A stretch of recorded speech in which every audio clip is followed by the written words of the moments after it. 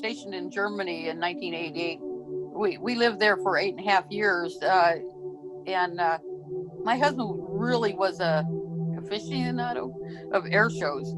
He would drag me off to every air show, and I went willingly because I loved to watch these air shows perform also. And our son was into air shows also, so we would go see the static displays and talk to the pilots and watch the maneuvers of the pilots during the air show. It was just always a pleasant experience for us. It was something we did as a family. And this particular air show, 1988, called Flugtag, which means fly day.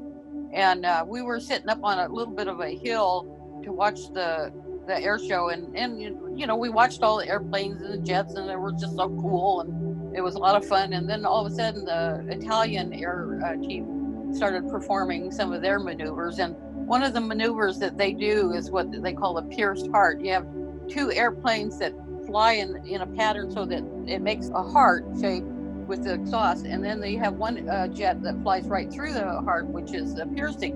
Well, the jet that went through the heart, they think it was too low, and what had happened was it hit the other planes, and the planes crashed in. One plane crashed into a crowd, another airplane or jet crashed into I think it was a helicopter. I'm not sure where the third one was.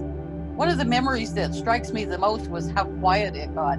All of a sudden, everybody was in such shock that there was no sound. I did not hear one sound in the whole flight line, nothing. You didn't hear anything. It was just like thousands of people just instantly were quiet. And then all of a sudden, boom, and all of a sudden you get all the sound back. And it was scary. We saw people burning, we saw jet fuel. They were drenched. Their whole body was drenched in jet fuel. Their clothes were burnt off. They were getting helped by medical people. It was just horrible. And you can imagine what I felt with both my children seeing this. They were young, and they had to witness this. I felt for them. My husband, he was taking care of me. He was taking care of both of our children. We had to go to our car, and it took forever. It seemed maybe hours to get off the military base. And we went from the military base clear up to Longstool Military Hospital, which is on a real high hill and it looks over RAMSTEIN.